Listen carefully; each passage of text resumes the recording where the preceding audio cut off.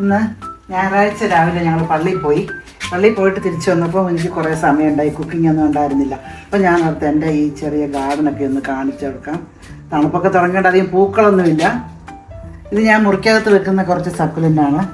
എപ്പോഴും അകത്തിരുന്നാൽ അതങ്ങ് വളർന്നു പോകും. അതുകൊണ്ട് ഇടയ്ക്കിടയ്ക്ക് ഞാനെടുത്ത് വെയിലത്ത് വെക്കും. ഇങ്ങനെ ഇടിച്ചിട്ടുണ്ട്.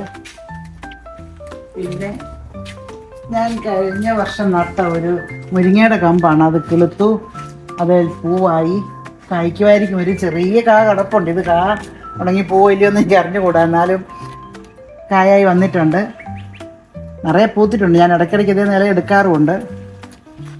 ഇതെൻ്റെ കരിവേപ്പാണ്. ഒരു 3 വർഷം മുമ്പ് ഞാൻ 2-3 തൈ കൊണ്ടുവന്ന് വെച്ചതാണ്. 2 എണ്ണം ഉണ്ട്.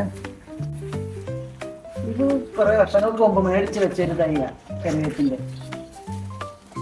പിന്നെ ഉള്ളത് പനയാണ്. ഇത് ഓളം കാ കിട്ടി, പൂത്ത് നിൽപ്പുണ്ട് മുരിങ്ങ. ഇനിയിപ്പം കുറയുമായിരിക്കും തണുപ്പ് തുടങ്ങുന്നത് കൊണ്ട് മുരിങ്ങയ്ക്കായി എല്ലാ അതാ പൂക്കളൊന്നും ഇല്ലാത്തത് കൊണ്ടാണ്. ഇതെൻ്റെ ഡ്രാഗൺ ഫ്രൂട്ടിൻ്റെ ചെടിയാണ്. ഞാൻ 3-4 കായ് ഈയിടെ തന്നെ കിട്ടി. ഇപ്പം കഴിഞ്ഞ ദിവസം ഞാൻ കാണിച്ചായിരുന്നല്ലോ ഒരു പടം, ഇത് വിരിഞ്ഞു നിന്നത്. അതിൻ്റെ കായാകുന്നു. വേറെ ഇവിടെ ഒരു കാ വലുതായി വരുന്നുണ്ട്. പിന്നെ 2-3 പൂ ഒന്നിച്ച് നിൽപ്പുണ്ടായിരുന്നു. ഇന്ന് വിരിഞ്ഞതാണിത്.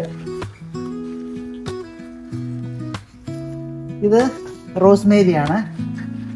കറികൾക്ക് ഞാൻ ഉപയോഗിക്കും. ചിലപ്പോഴൊക്കെ എണ്ണ മുറുക്കാനും തല വെക്കാനും അതിന് ഞാൻ ഉപയോഗിക്കാറുണ്ട്.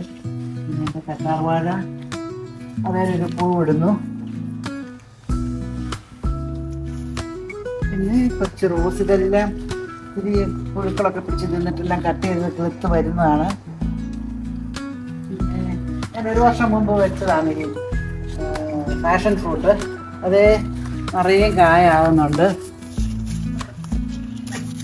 ഞാനത് എല്ലാം കിളി കൊത്താതിരിക്കാൻ വേണ്ടി ഇങ്ങനെ കയറ്റി നമ്മുടെ സവോളയുടെയും ആപ്പിളിൻ്റെയും ഒക്കെ കവർ കിട്ടുമ്പോൾ ഇട്ട് വെക്കുന്നതാണ്. കുറേ കായുണ്ട്.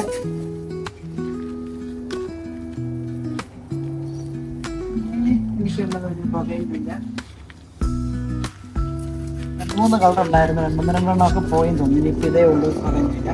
നല്ല നിറയെ പൂത്ത് കഴിയുമ്പോൾ നല്ല കളറുള്ളൊരു പൂവാണ്, ചെടിയാണ്. പിന്നെ നമ്മുടെ ചെമ്പരത്തി, വലിയ കടും ചുമല പൂവുണ്ടാകുന്ന വലിയ ചെമ്പരത്തിയാണ്. ഇതൊരു റോസാണ്. ഇതിൽ നിറയെ കുഞ്ഞു റോസപ്പൂക്കൾ നിറച്ചു വരും. പിന്നെ എനിക്കൊരു കപ്പളമുണ്ട്. പഴുത്ത കപ്പളങ്ങ കിട്ടുമായിരുന്നു. ഇപ്പോൾ ഇനിയിപ്പോൾ മഞ്ഞാകുമ്പോൾ അതെല്ലാം കുറയും, വളർച്ച കുറയും. പിന്നെ ഇത് 2 റോസ്. ഇതൊരു വയലറ്റ് കളറാണ്. ഡാർക്ക് അല്ല, ഒരു വയലറ്റ് പോലൊരു കളറിലാണ് അത് വരുന്നത്. ഇത് 2. പിന്നെ ഇത് ക്രിസ്മസ് കാറ്റസ് എന്ന് പറയുന്ന മുഴുവൻ മുട്ട് വന്ന് നിൽക്കുകയാണ് ഇപ്പം. ഇത് വിരിഞ്ഞ് കഴിയുമ്പോൾ നല്ല ഭംഗിയാണ്, നിറയെ പൂവായിട്ട് നിൽക്കും. 2-3-4 കളറുണ്ട് അതിൻ്റെ. ഒരു 3 മാസം മുമ്പ് ഞാൻ ഇവിടെ ഒന്ന് പടർന്ന് പന്തലിച്ച് കിടന്ന ഒരു കോവലായിരുന്നു. അതെല്ലാം ഞാൻ വെട്ടിക്കളഞ്ഞു. എന്നിട്ട് വെട്ടി നിർത്തിയതാണ്. അതിൽ നിന്ന് കിളുത്ത് വന്നതാണ്. ഇപ്പോൾ ഈ 2-2.5 മാസം കൊണ്ട് ഇത് നിറയെ പൂവിട്ടിട്ടുണ്ട്.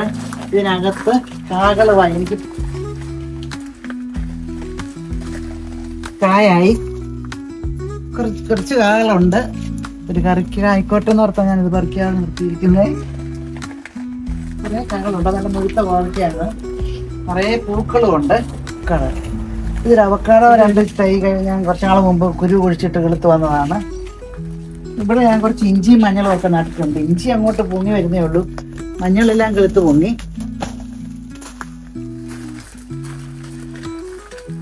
ഇത് എൻ്റെ പയറ്.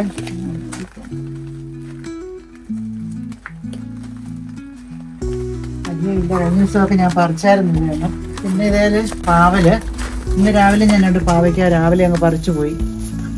ചെറുത് 3-4 കടപ്പുണ്ട് ഇപ്പം.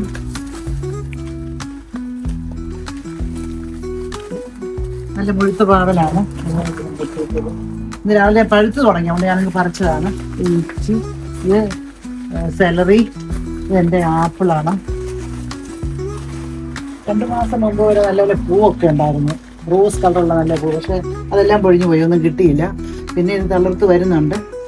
ഇത് മുമ്പേ കാണിച്ച പോലെ തന്നെ ഒരു മുരിങ്ങക്കൊണ്ട് കഴിഞ്ഞ വർഷം, 1 വർഷം മുമ്പ് ഞാൻ കുഴിച്ച് വെച്ചതാണ്. ഇതിലും പൂ ഇട്ടിട്ടുണ്ട്. അതൊക്കെ ഇവിടെ ഞാൻ കാണാതെ കടന്നതാണ്. ഒന്ന് ഇനി ഞാൻ വലയിട്ട് വെക്കണം അതിനകത്തോട്ട്. ഇവിടെയുണ്ട്. ഞാനിങ്ങനെ കൊളുത്ത് വരും, കായാന്ന് കാണുമ്പോൾ ഞാൻ താഴോട്ടാക്കി വെക്കും.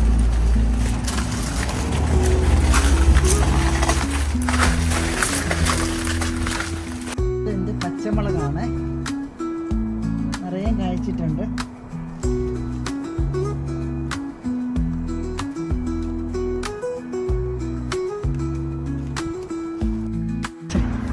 ഇതെനിക്കിവിടെയുള്ള ഇച്ചിരി പൂക്കളാണ്.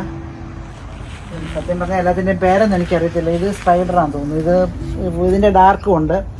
ഇത് ജെയ്ഡാണ്. ഇത്രയൊക്കെ അത് എനിക്ക് പേര് സത്യം പറഞ്ഞാൽ അറിയത്തില്ല. ഇതെൻ്റെ ഓറഞ്ചാണ്. ഇതിൽ നിന്ന് 2-3 കുറച്ച് കായൊക്കെ കിട്ടിയിട്ടുണ്ട്. പക്ഷേ വിചാരിച്ച പോലെ ഒന്നും ഒത്തിരി കണ്ടിട്ടില്ല. വളർന്ന് വരുന്നുണ്ട് ഇപ്പം. പിന്നെ ഇതെൻ്റെ പേരയാണ്. ഇത് ഒത്തിരി വലിപ്പമായിരുന്നു. ഞാനതിനെ സ്ക്വയർ ഷേപ്പിൽ വെട്ടി വെച്ചു. ഇത്രയും മുഴുത്ത പേരക്കയാണ് ഇവിടെ ഉണ്ടാകുന്നത്. കുറേയും കാലം ഉണ്ടായിരുന്നു. ഇവിടെയെല്ലാം ഒത്തിരി പറിക്കാൻ കിട്ടി. ഇതൊരു ചെറുനാരയാണ്. ഇവിടെ താഴെ നിന്നതായിരുന്നു. ഞാൻ അതിനെ പറിച്ചെടുത്ത് ചട്ടിയിലാക്കിയതാണ്. ഇത് ഞാൻ മുമ്പേ കാണിച്ചില്ലേ, കാറ്റസ്, ക്രിസ്മസ് കാറ്റസിൻ്റെ വേറൊരു നിറമാണ്. അതും എല്ലാം മുട്ട് വന്ന് നിൽക്കുകയാണ്. പിന്നെ പനിക്കൂർക്ക, ഇത് ബ്ലൂബെറി. എനിക്ക് അവിടെ 2 വലിയ പാത്രത്തിൽ വലിയ ബ്ലൂബെറി ഉണ്ടായിരുന്നു. അത് കരിഞ്ഞു പോയപ്പോൾ ഞാൻ ഈയിടെ മേടിച്ച് വെച്ചതാണ് തൈ. ഇതിനെ ഇങ്ങനെ ഇടയ്ക്കിടയ്ക്ക് വെട്ടി നിർത്തും ഈ ഷേപ്പിൽ. വെള്ളപ്പൂക്കൾ. ഇത് വളർന്നു വരുന്ന ചെടിയാണ്. ഇത് ഉണങ്ങിയതൊക്കെ മാറ്റി നല്ല ഭംഗിയാക്കി നിർത്തും.